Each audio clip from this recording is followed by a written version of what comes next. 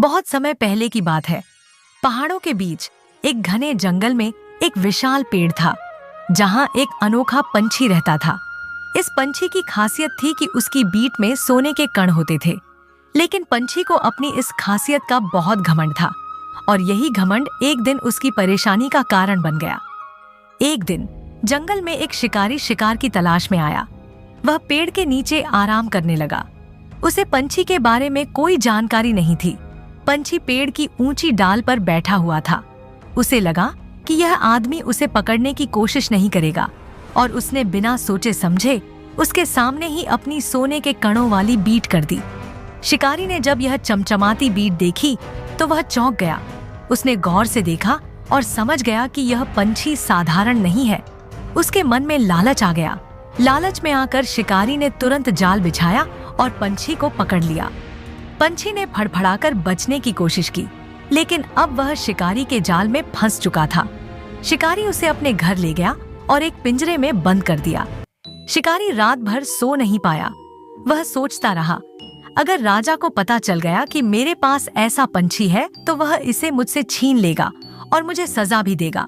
लेकिन अगर मैं खुद इसे राजा को दे दूं तो हो सकता है कि राजा मुझसे खुश होकर मुझे इनाम दे।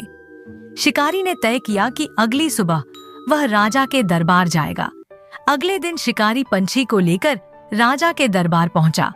उसने राजा को पंछी की खासियत के बारे में बताया और उसे उपहार में दे दिया। राजा ने पंछी को ध्यान से देखा और उसकी बातों पर यकीन कर लिया। उसने अपने सेवकों को आदेश दिया कि इस खास पंछी का अच्छे से ख्याल रखा जाए।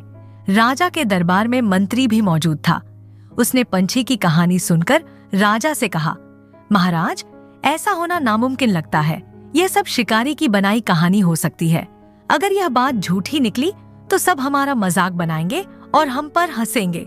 राजा ने मंत्री की बात मान ली और आदेश दिया कि पंछी को छोड़ दिया जाए।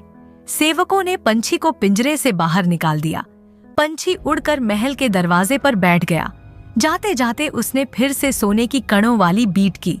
उसने जोर से कहा, सबसे पहले मूर्ख मैं था जिसने शिकारी के सामने अपनी खासियत दिखा दी।